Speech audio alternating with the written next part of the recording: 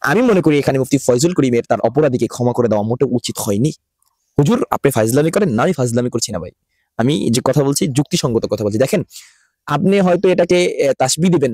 নবী আলাইহিস সালাতু ওয়াস সালামের সময় মক্কা বিজয়ের পর উনি যত কাফির বেঈমান ছিল ওনাদেরকে সাধারণ ক্ষমা ঘোষণা করেছিল। আমি মানলাম, নো প্রবলেম। ওটার প্রেক্ষাপট এবং এটার প্রেক্ষাপট ভিন্ন। মক্কা বিজয়ের পরে রাসূলুল্লাহ সাল্লাল্লাহু আলাইহি ওয়াসাল্লাম বেঈমান কিংবা কাফিরদেরকে ক্ষমা করে দেওয়ার পরে কোনো ফিডব্যাক আসে নাই। কোনো ফিডব্যাক আসে নাই। কেউ বলেনি, "আরে আপনি তো কাফিরদের দালালি করতেছেন।" কেউ বলেনি বা বলার সাহসও পায়নি বা কেউ বলেইনি যে এটা হয়তো আপনাদের সাথে আওয়ামী লীগের আতাত বিদায় আপনি তাকে ক্ষমা প্রদর্শন করে দিচ্ছেন। অথবা অন্য কোনো স্বার্থ। কিন্তু এই সময় কি ভাই? এই সময় আপনি তাকে ক্ষমা করছেন আপনার অপরাধীকে।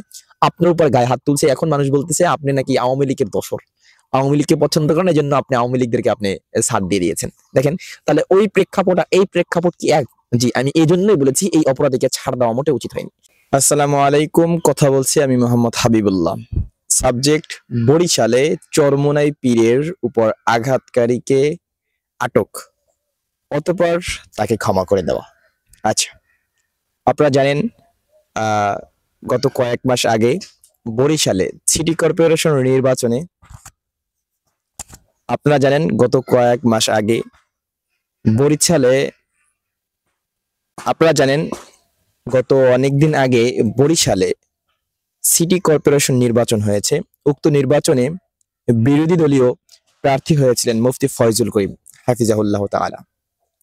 তো ওনাকে ঘিরে ছিল সাধারণ মানুষের বহু আশা এবং আকাঙ্ক্ষা।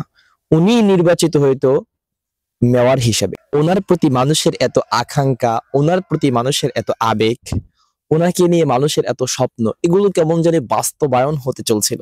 ঠিক এমন সময় আওয়ামী লীগ তাকে রুদ্ধ করে দিয়েছিল। আওয়ামী লীগ তাকে বাকরুদ্ধ করে দিয়েছিল। আওয়ামী লীগ তাকে কথা বলতে দেয়নি। আওয়ামী লীগ তাকে সামনে যেতে দেয়নি। আওয়ামী লীগ তাকে মেয়র হতে দেয়নি, আপনারা জানেন। তো সেই হিসেবে যখন দেখেছিল আওয়ামী লীগ যে তাকে কোনোভাবে নিচে নামানো সম্ভব না, তাকে নিচে নামালেও তার যে তার প্রতি যে সাধারণ মানুষের যে জোয়ার, এই জোয়ারকে ভাটা লাগানো এটাও অসম্ভব। এটা কখনোই সম্ভব হবে না। কিন্তু অন্যদিকে আবার দেখা যায় আওয়ামী লীগকে নির্বাচিত করতে হয়। যেহেতু শেখ হাসিনার বড় চাপ ছিল, তখন তারা কোনো উপায় না পেয়ে মুফতি ফয়জুল করিম, যেখানে একজন চেয়ারম্যান, গণপ্রজাতন্ত্রী বাংলাদেশের যেখানে একজন মানে পদপ্রার্থী মেয়র পদপ্রার্থী একজন প্রার্থীর উপরে তখন তারা হামলা করলো। সাধারণ কোনো হামলা নয়, তারা তাকে মেরে রক্তাক্ত পর্যন্ত করলো।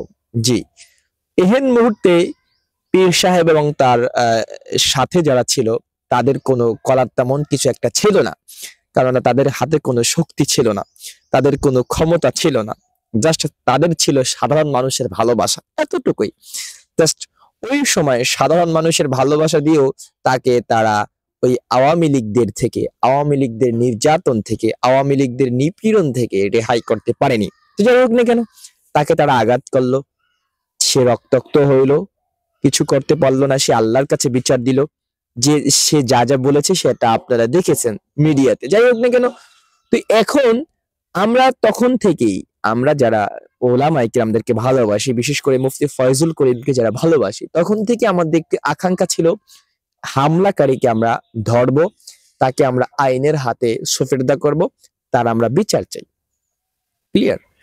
আমরা বহুত আকাঙ্ক্ষার পরে যখন ওনার ভক্তবৃন্দ যারা ছিল, যখন তাকে ধরলো গত রাত্রে, কাহিনীটা আপনারা দেখেছেন মিডিয়াতে। তো এখন সাধারণ জনতার যে একটা ক্ষোভ, তাদের আমিরের গায়ে হাত তুলেছে। তো তাদের আমিরের গায়ে হাত তুলেছে, বিচার তো হওয়া দরকার, অবশ্যই বিচার হওয়া দরকার। সাধারণ মানুষ যেখানে তার উপরে উপচে পড়ে তাকে গণধোলাই দিবে, এটা তো জাস্ট আছেই। আবার তাকে আইনের হাতে সোপর্দা করবে, আইন তাকে আলাদাভাবে শাস্তি দেবে, এটাই কামনা করছিল। কিন্তু মুফতি ফয়জুল করিম হাফিজাহুল্লাহ উনি উদারতার পরিচয় দিয়ে উনি ওনার অপরাধীকে ক্ষমা করে দিলেন। না, আমি মনে করি এখানে মুফতি ফয়জুল করিমের তার অপরাধীকে ক্ষমা করে দেওয়া মোটেও উচিত হয়নি। হুজুর আপনি ফাজলামি করেন? না, আমি ফাজলামি করছি না ভাই। আমি যে কথা বলছি যুক্তিসঙ্গত কথা বলছি। দেখেন, আপনি হয়তো এটাকে তাসবিহ দিবেন। নবী আলাইহিস সালাতু ওয়াস সালামের সময় মক্কা বিজয়ের পর উনি যত কাফির বেঈমান ছিল ওনাদেরকে সাধারণ ক্ষমা ঘোষণা করেছিল। আমি মানলাম, নো প্রবলেম। ওটার প্রেক্ষাপট এবং এটার প্রেক্ষাপট ভিন্ন। মক্কা বিজয়ের পরে রাসূলুল্লাহ সাল্লাল্লাহু আলাইহি ওয়াসাল্লাম বেঈমান কিংবা কাফিরদেরকে ক্ষমা করে দেওয়ার পরে কোনো ফিডব্যাক আসে নাই, কোনো ফিডব্যাক আসে নাই। কেউ বলেনি আরে আপনি তো কাফেরদের দালালি করতেছেন, কেউ বলেনি বা বলার সাহসও পায়নি, বা কেউ বলেইনি যে এটা হয়তো আপনাদের সাথে আওয়ামী লীগের আতাত বিদায় আপনি তাকে ক্ষমা প্রদর্শন করে দিচ্ছেন, অথবা অন্য কোনো স্বার্থ। কিন্তু এই সময় কি ভাই, এই সময় আপনি তাকে ক্ষমা করছেন আপনার অপরাধীকে, আপনার উপর গায়ে হাত তুলছে, এখন মানুষ বলতেছে আপনি নাকি আওয়ামী লীগের দোসর, আওয়ামী লীগকে পছন্দ করেন এই জন্য আপনি আওয়ামী লীগদেরকে আপনি ছাড় দিয়ে দিয়েছেন। দেখেন তাহলে ওই প্রেক্ষাপট আর এই প্রেক্ষাপট কি এক? জি, আমি এই জন্যই বলেছি এই অপরাধীকে ছাড় দেওয়া মোটে উচিত হয়নি। তার ন্যূনতম হলেও সে যেই অপরাধ করেছে সেই অপরাধের তার যে সাজা, আমি এটা কোনো অ্যাডভোকেট না, আমি কোনো ব্যারিস্টার না, আমি যে সাজা নির্ধারণ করব কোনো জজও না, আমি একজন আপামার জনতা, সেই হিসেবে বলতেছি তার ও নিম্নতর হলেও 12 বছর তার জেল খাটা উচিত ছিল।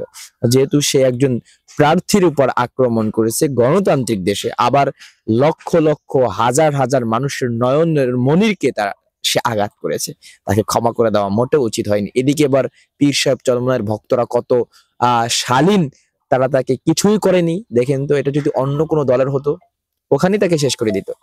যাই হোক না কেন, আমার যেটা কথা সেটা হচ্ছে মোটে উচিত হয়নি, তাকে আইনের হাতে সোপর্দ করে আইন অনুযায়ী তার সাজা হওয়া উচিত, তাকে ক্ষমা ঘোষণা করা মোটে উচিত হবে না। ক্লিয়ার? যদিও ফয়জুল করিম তাকে ক্ষমা করতে পারে, কিন্তু আমি মনে করি রাষ্ট্র তাকে ক্ষমা করা উচিত হবে না, যেহেতু রাষ্ট্রের কোনো এক প্রার্থীর গায়ে সে হাত তুলেছে। ফয়জুল করিম ব্যক্তিগতভাবে ক্ষমা করে দিয়েছে হাফিজাহুল্লাহ তাআলা, কিন্তু রাষ্ট্রের একটা আলাদা দায়িত্ব আছে, রাষ্ট্রের একটা আইন আছে, রাষ্ট্রের আইন অনুযায়ী তাকে গ্রেফতার করা উচিত। যেহেতু বর্বরতা চালিয়েছে, সে যেহেতু হামলা চালিয়েছে এই গণতান্ত্রিক একটি দেশে একজন নিরপরাধ মানুষের উপরে, সেই হিসেবে রাষ্ট্র তাকে রাষ্ট্রীয় আইনে তাকে আটক করা উচিত। ক্লিয়ার?